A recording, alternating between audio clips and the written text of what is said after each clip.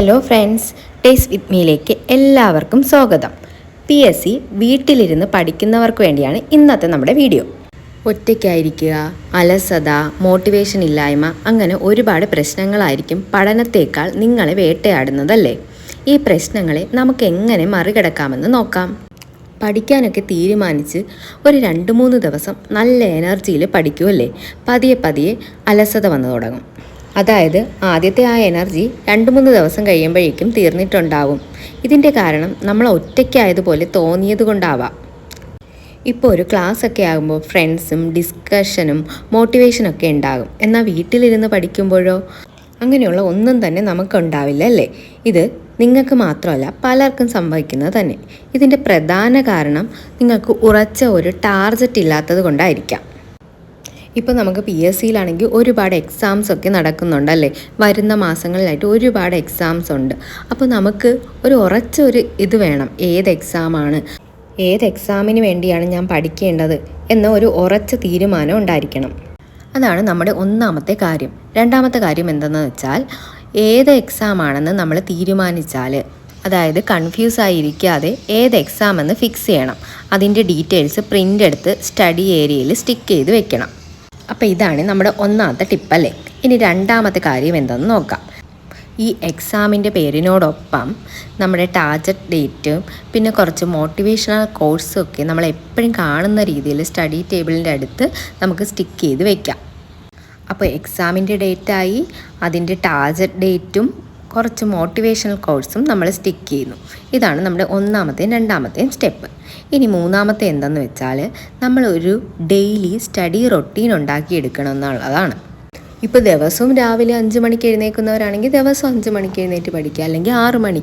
നമുക്ക് എല്ലാ ദിവസവും ഒരു സിസ്റ്റമാറ്റിക്കുള്ള, അതായത് കണ്ടിന്യൂ ആയിട്ട് പോകണം നമ്മളെ സ്റ്റഡി റൊട്ടീൻ.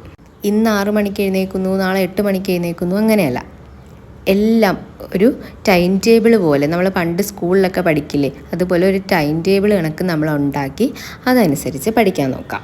ആ ഒരു ടൈം ടേബിളിൽ ഇന്ന്, അതായത് 7 മണി മുതൽ 8 മണി വരെ പഠിക്കുന്നു. അതിനുശേഷം നമ്മുടെ പ്രഭാത കാര്യങ്ങളൊക്കെ ചെയ്ത ശേഷം നമ്മളൊരു 10 മണി തൊട്ട് 11 മണി വരെ ചെറിയ ബ്രേക്ക് എടുത്തതിന് ശേഷം ഇത്ര മണിക്കൂർ പിന്നെ പഠിക്കുന്നു. അങ്ങനെ ഓരോന്നും നമ്മളൊരു ടൈം ബേസ്ഡ് എഴുതി വയ്ക്കുക. അപ്പോൾ മൂന്നാമത്തെ കാര്യം ഒരു ഡെയിലി റൊട്ടീനാണ്, സ്റ്റഡി റൊട്ടീൻ. അപ്പോൾ ആ ഒരു ടൈം ടേബിളും നമ്മൾ ഉണ്ടാക്കി. ഇനി നാലാമത്തെ കാര്യം എന്തെന്ന് നോക്കാം. നമുക്ക് ഒറ്റയ്ക്കാവുന്നതാണല്ലോ നമ്മുടെ പ്രശ്നം. ഒറ്റയ്ക്കിരുന്ന് പഠിക്കുമ്പോഴാണല്ലോ ഒരു അലസത വരുന്നത്. അപ്പോൾ നമുക്ക് ലാപ്ടോപ്പോ എന്തെങ്കിലും അല്ലെങ്കിൽ ഫോണായാലും മതി, അതിൽ സ്റ്റഡി വിത്ത് മീ എന്ന വീഡിയോ സെർച്ച് ചെയ്യുക. അപ്പം നമുക്ക് ഇങ്ങനെ ഒരുപാട് പേരിങ്ങനെ ഇരുന്ന് പഠിക്കുന്ന വീഡിയോസ് കിട്ടും. അതിൽ ഏതെങ്കിലും ഒരു വീഡിയോ ചൂസ് ചെയ്യുക, അത് ഓണാക്കി നമ്മുടെ ടേബിളിൻ്റെ സൈഡിലായിട്ട് എപ്പോഴും കാണുന്ന രീതി, അതായത് പഠിച്ചുകൊണ്ടിരിക്കുമ്പോൾ കാണുന്ന രീതിയിൽ വയ്ക്കുക. അപ്പോൾ നമ്മൾ നോക്കുമ്പോൾ എന്താണ്, ഒരാൾ അവിടെ ഇരുന്ന് പഠിക്കുന്നു, അപ്പോൾ വേറൊരാൾ അടുത്തുണ്ട്, അവർ പഠിക്കുകയാണ് എന്നൊരു ഫീൽ ഉണ്ടാവും. അപ്പോൾ അത് കാരണം നമുക്ക് പഠിക്കാൻ പറ്റും. പിന്നെ 5ാമത്തെ ടിപ്പ് അതെന്തെന്ന് വെച്ചാൽ, സെൽഫ് റിവാർഡ് സിസ്റ്റമാണ്.